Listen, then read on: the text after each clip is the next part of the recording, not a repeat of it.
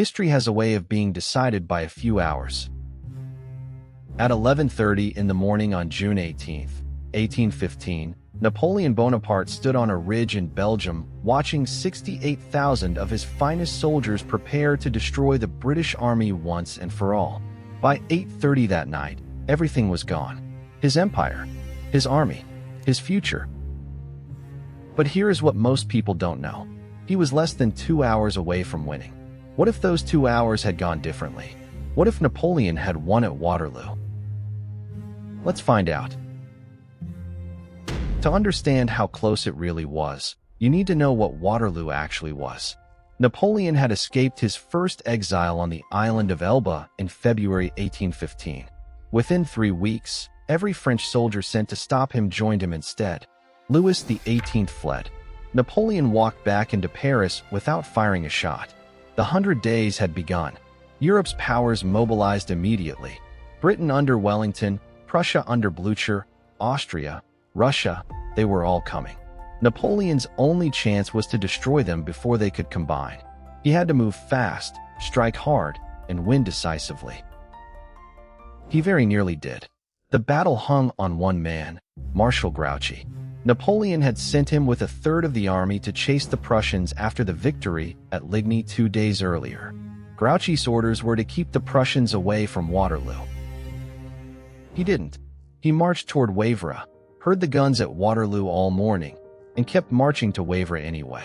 The Prussians slipped past him and arrived at Waterloo in the late afternoon, tipping the balance just as Wellington's line was beginning to crack. In our timeline, Grouchy hesitated. He followed the letter of his orders instead of the sound of the guns. But in this timeline, he doesn't hesitate. He wheels his 33,000 men west at the first sound of cannon fire. He arrives at Waterloo by mid-afternoon. The Prussians never reach Wellington, and Napoleon breaks the British line before nightfall. Victory at Waterloo doesn't mean Napoleon conquers Europe. That ship had sailed.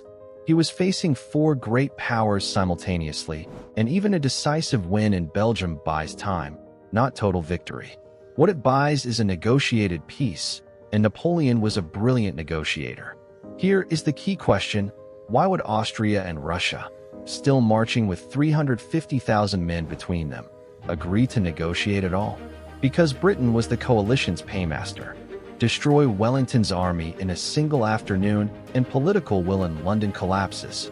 Without British gold, Austria and Russia are fighting Napoleon's reinvigorated Grande Army alone, deep in French territory, in winter. Tsar Alexander blinks first. Austria follows. By late 1816, Europe signs what historians in this timeline call the Second Peace of Paris.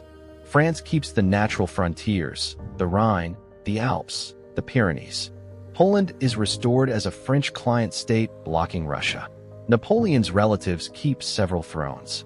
Most importantly, Britain accepts peace rather than continuing a war that has already cost them 15 years and hundreds of thousands of lives. Napoleon is 50. He knows he cannot fight forever. What he wants now is consolidation. He wants his son, the King of Rome, the Napoleon II he has been grooming for a decade, to inherit a stable empire. For the first time in his reign, he governs more than he conquers.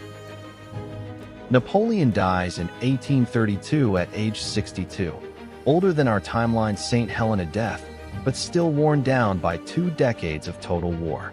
His son, Napoleon II, inherits an empire of 50 million people stretching from Lisbon to Warsaw. Napoleon II is not his father. He is educated, cerebral, genuinely interested in the Industrial Revolution happening in Britain. He signs free trade treaties. He funds railways. He does not start wars. And here is where the timeline truly diverges. In our world, the defeat of Napoleon led to 40 years of conservative reaction across Europe. The concert of nations, Metternich system, every revolutionary movement crushed. The 1848 revolutions failed. Democracy was delayed by a generation.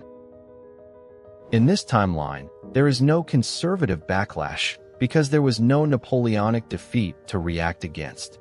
The Code Napoleon, which is already the most progressive legal framework in Europe, keeps evolving. By the 1840s, France has something approaching parliamentary democracy, not because Napoleon II was a liberal, but because the industrial middle class had grown powerful enough to demand it, and he had no political reason to refuse. The result is a constitutional empire, still a Bonaparte on the throne, but a parliament that matters, a free press, a middle class that votes. The 19th century in this timeline is not the British century. It is a Franco-British century, two great powers competing, cooperating, and occasionally fighting, but never fighting the civilizational war of our timeline. There is no Crimean War, no Franco-Prussian War, no unified Germany. The German states remain divided, rich, and culturally brilliant, but politically fragmented, perpetually balanced between French and British influence. But here is the dark part. No unified Germany means no German scientific revolution in the late 1800s. Einstein is still born in Ulm, but Ulm is in the Kingdom of Württemberg, a small state with no major universities. He becomes a schoolteacher. The physics of the 20th century develops differently, from different hands.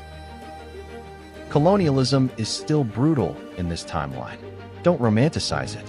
France and Britain divide the world between them with less competition, yes, but they still divide it.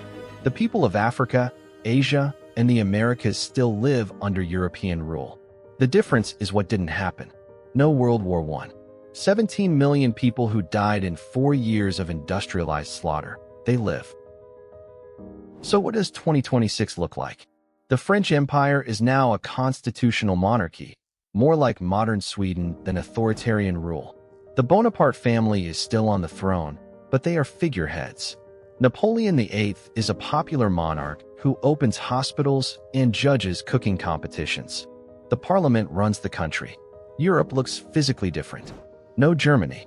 Instead, the German Confederation, 7 states from Prussia in the northeast to Bavaria in the south, sharing a currency and a parliament, but fiercely proud of their regional identities. Berlin is a great city, but it is not the capital of a superpower. It is more like Vienna, culturally magnificent, politically secondary. Britain is still the world's dominant naval power, but without the constant threat of French hegemony on the continent. It spent the 19th century more focused on commerce than on European balance of power politics. And here is where America's story twists. The United States is already a nation by 1815. The Revolution happened. Nothing about Waterloo changes that. But a dominant Franco-British century changes what America can become. The Monroe Doctrine, Monroe's 1823 declaration that the Americas are off-limits to European meddling, goes nowhere. France and Britain simply ignore it. They have client states from Mexico to Argentina. The United States is a mid-sized republic hemmed in on 3 sides. When the Civil War comes in 1861, both France and Britain back the Confederacy, not out of principle, but strategy. A divided America never threatens European interests in the hemisphere. The United States survives, but it splits. 2 countries emerge from the wreckage. Neither ever becomes a superpower. The 20th century has no American century to replace the European one. Technology is strange in this timeline. Without the desperate wartime innovation of 2 world wars, some technologies came slower. No nuclear weapons, good. But also no internet. The packet switching network was invented to survive nuclear attack, and there was no nuclear threat to survive. Their computation is different, built on different mathematical foundations from a different scientific tradition. They have faster trains, cleaner cities, less poverty in Europe. They also have a colonial world that is only beginning to decolonize, a century behind our timeline in that reckoning. Napoleon winning at Waterloo would not have meant a Napoleon-dominated world. Empires don't work that way. He was already too old, too damaged, too rational to try. What it would have meant is a different Europe. One that avoided the worst catastrophes of our timeline. No World War I, no Holocaust, no Cold War. But also one that developed differently, arrived at democracy more slowly, and carried the weight of colonialism longer. 2 hours. That's what it came down to. martial grouchy, and a decision about whether to follow orders or follow the guns. History doesn't have a direction.